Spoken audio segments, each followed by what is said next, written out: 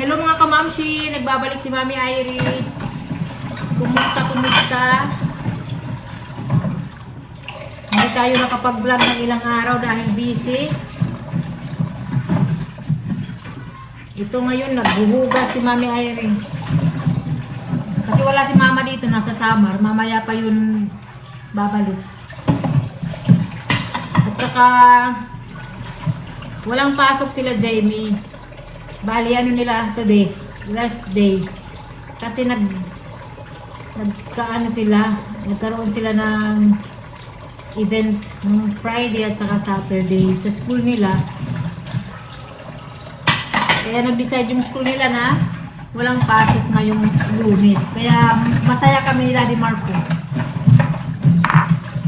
May ano kami, pahinga. Extended ang aming pahinga.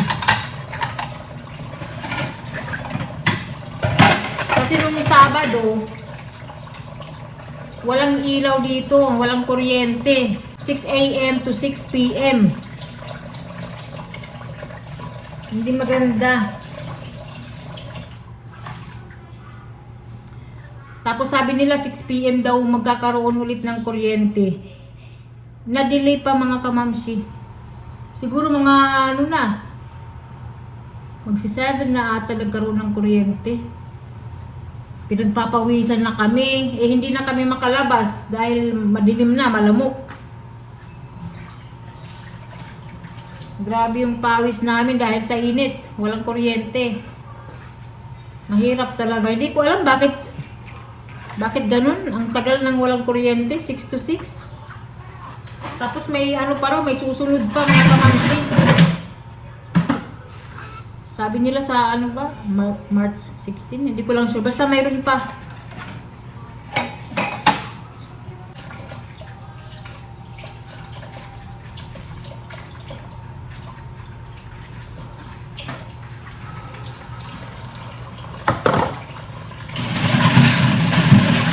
Sa trabaho muna tayo.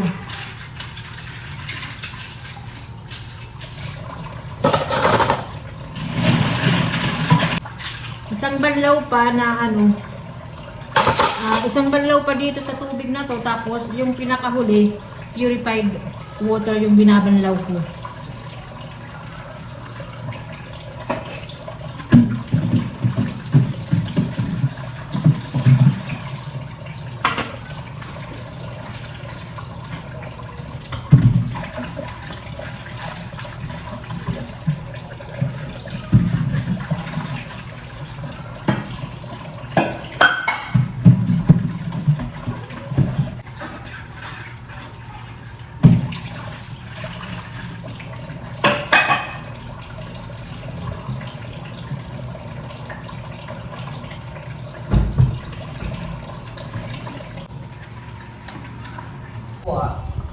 Turun.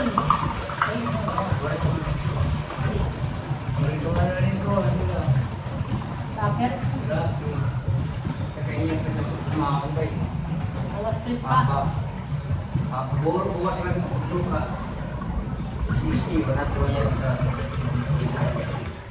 Okay. Ito man na magkikika po, di ka magpakuhan doon. Murang klase.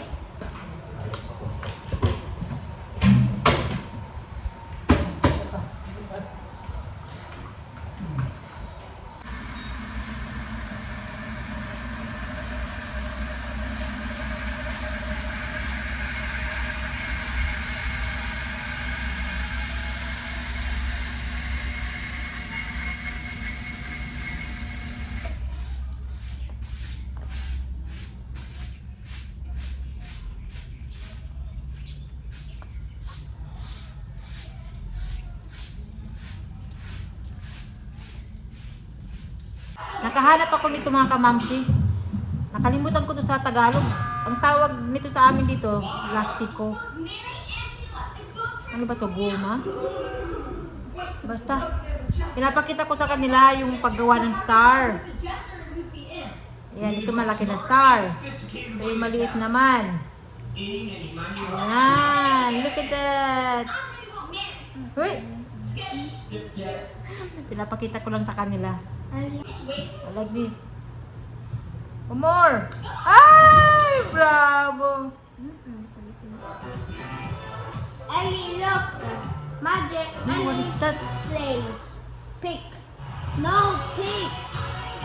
This one. Oh, ikaw, kuya, ate. And then which one? This one.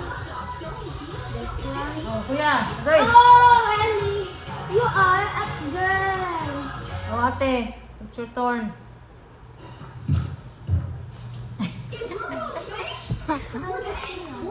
Uy, ano ba yan?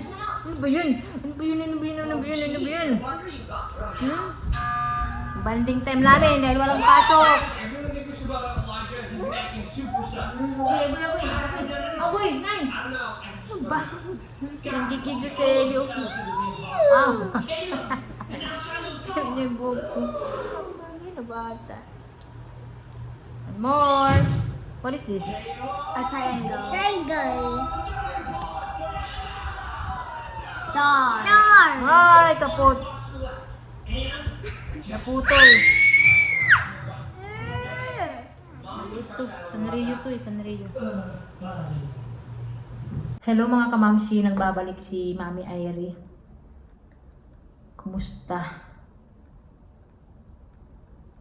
Hindi na ako nakapag-vlog kahapon. Na-stop yung pag-vlog ko kahapon.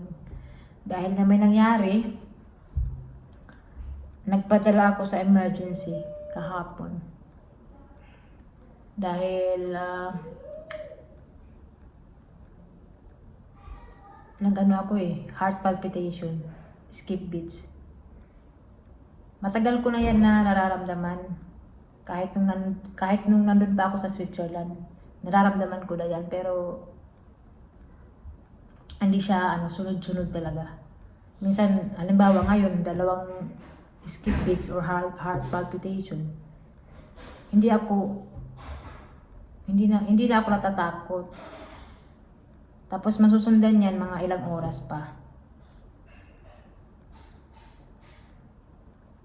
Nung nandito na ako sa Pinas, consult ko din yan sa cardiologist ko. Okay lang naman daw mga kamamshi, wag daw akong mag-alala kasi naman daw yan hindi delikado. Normal lang daw yan na magkaroon tayo ng skip beats, ectopic beats. So yun medyo nagkaroon ako ng peace of mind talaga. Kaya pag magkaroon ako ng skip beats, hindi ko na yan iniisip, hindi ko na yan dinidibdib. Kaya lang kahapon habang nagwawalis ako sa labas, di ba nagwalis ako, sunod-sunod yung skip beats ko. Sa una, parang hindi ko lang siya inisip. Kaya lang nasundan. After nung 2 nasundan, sunod-sunod. Kaya medyo natakot ako. Pumasok ako dito sa loob. Nagpahinga ako, humiga ako dyan sa namin couch. Tapos, naglaro kami ng mga bata. Nilibang ko yung sarili ko para hindi ko siya isipin. Pero habang naglalaro kami ng mga bata, ganun pa rin. Heart palpitation. Siya, halo-halo lang, skip beats na may heart fluttering na one. Basta, ang iba-iba lang, siya na pakiramdam, mahirap ma-explain. Halo-halo lang siya. Parang may siya dito, parang may ibon na naglipad-lipad, o butterfly na, basta. Minsan hindi ko yan ma-explain, pero hindi maganda sa pakiramdam. Nakakatakot talaga siya. So ayun, natakot ako. Pero back to normal. Nagluto, kumain kami ng tanghalian. Habang kami kumakain ng tanghalian, na naman, skip beats, heart palpitation. Sunod-sunod. Kaya natakot na talaga ako. Nagantay pa ako ng ilang oras, baka sakaling kumalma, nagpahinga ako ulit. Wala pa rin mga kamamshi. Habang nakahiga ako, talagang nagugulat ako minsan, napapaganyan ako ba dahil minsan malakas. parang sinusuntok ka na, ewan basta. Magugulat ka talaga. May malakas, may mahina naman, ganun. Habang nagsasalita ako, nag-skip beats, heart palpitation, ganun. Kaya nagpadala na ako kahapon sa emergency kay Papa. Si Papa lang ang kasama ko. Ayun, pagdating sa emergency, pagdating sa emergency, i-check yung temperature mo, gano'n naman lagi mga kabamsi, di ba? Temperature, timbang, height. Tapos, kinuhaan ako ng kinunan ng blood pressure, ayan. Okay naman yung blood pressure ko, mga kamamsi. Tapos ako ECG, okay rin yung ECG. Wala rin silang nakita na kakaiba. Kaya nagtataka rin sila, bakit ako heart palpitation, ganun. Yung heart rate ko, okay rin. Hindi naman mabilis. Tapos, silabi ko kagabi doon sa emergency na uminom ako ng Metoprolol.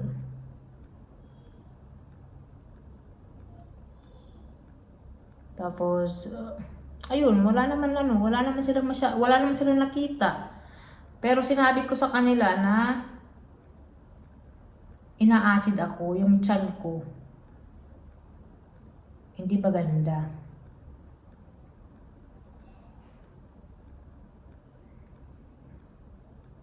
Kaya binigyan ako ng pantoprazole at saka yung nasa sachet, mga kamamsi. Hindi ko alam, nakalimutan ko yung pangalan. Kasi nga nagrereklamo din ako maliban sa sa heart palpitation, yung tiyan ko. Ina-acid ako. Tapos, burp, ano ba yun sa Tagalog? Dighay ako ng dighay. Tapos, nung mga nakaraang araw, may nararamdaman din ako sa tiyan ko na wala naman akong nakain na panis, na ewan, basta. Pero parang ganun ba parang nakakain ako ng panis na sasakit yung tiyan ko, na kailangan kong magpunta ng toilet, ganun.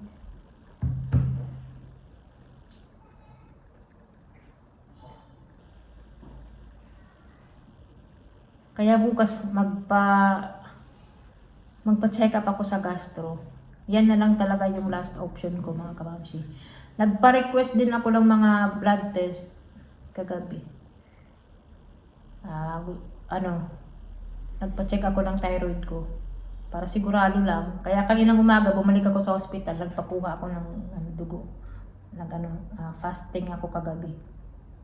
Tapos nagpa-request din ako ng x-ray and urinalysis.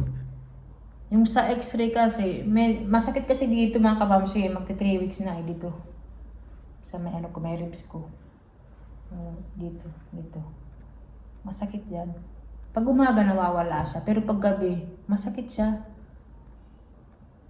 Lalo na pag gusto kong matulog dito sa left side, pag magganyan ako, masakit. Kaya, ayun, nag-request ako ng x-ray. Bukas ko pa kukunin yung mga result. Pagkatapos kong kunin yung mga result, diretso ako sa gastro ko. Magpa-check up ako kung ano yung problema. Kasi wala. Okay naman daw yung heart ko, mga kamamsi. Wala naman daw problema. So bakit ako heart palpitation, skip beats? Basta ang nararamdaman ko lang, yung tiyan ko ngayon talaga. Mahapdi siya. Yun. Alam ko, yung stomach natin is connected sa heart. Kaya ang iniisip ko na lang, baka yung stomach ko yung problema. Kaya ako heart palpitation.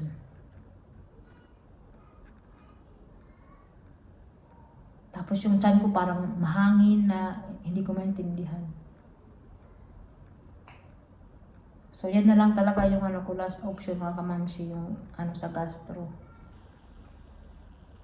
Kahit nung nasa Switzerland pa ako, nag-suggest talaga yun sila na magpaano ako tingin sa gastro. Eh kaya lang, nagiging okay naman eh, sa gamot.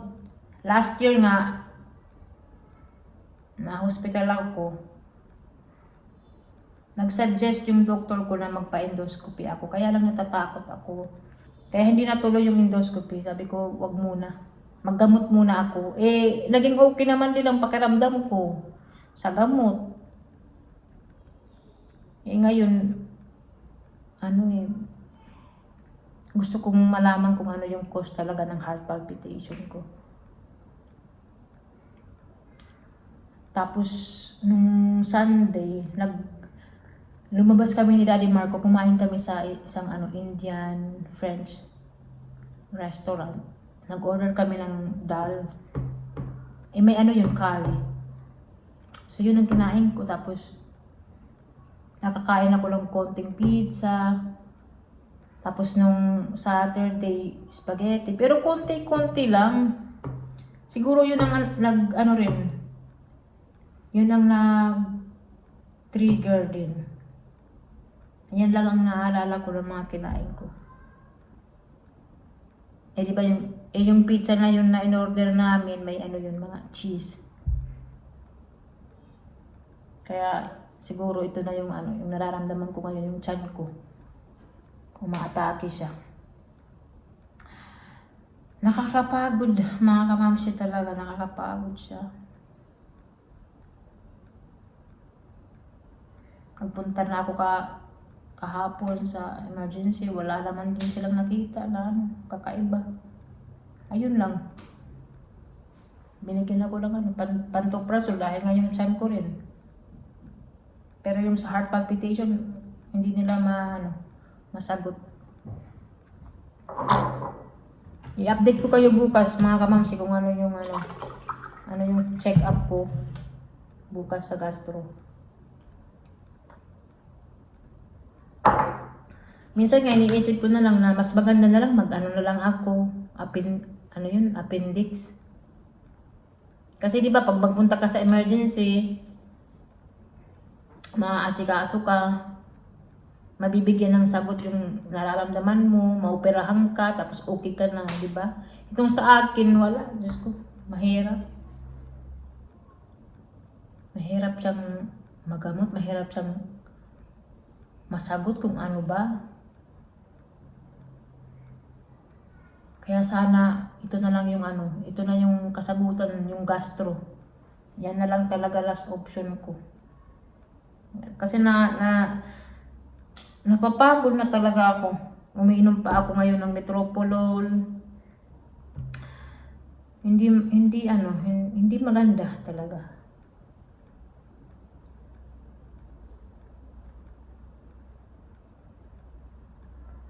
Kung hindi lang sa mga anak ko, na talaga ako, mag-give up.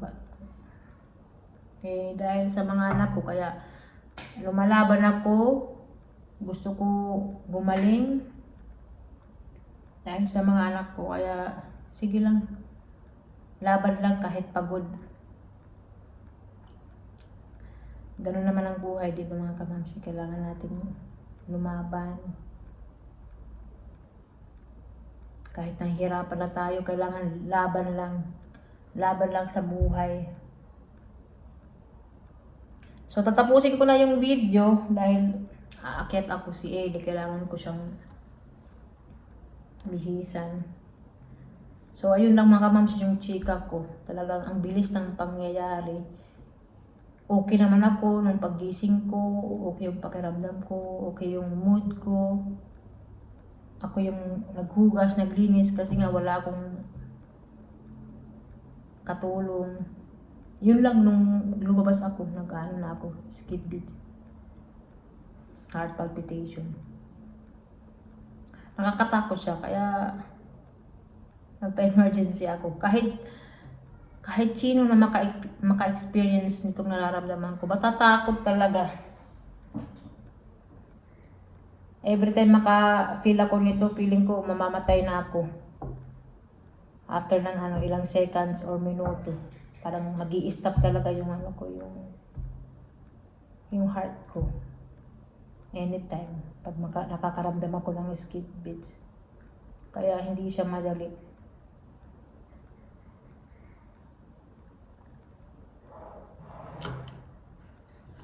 Ayan. So, tatapusin ko na yung video mga kamamsi. Maraming salamat. May na naman tayo. Nararamdaman sa katawan. Sige lang. Laban lang tayo. See you sa next video. I-update ko na lang kayo mga kamamsi kung yung result ng mga laboratories ko rin or yung sa check-up ko. Bye-bye!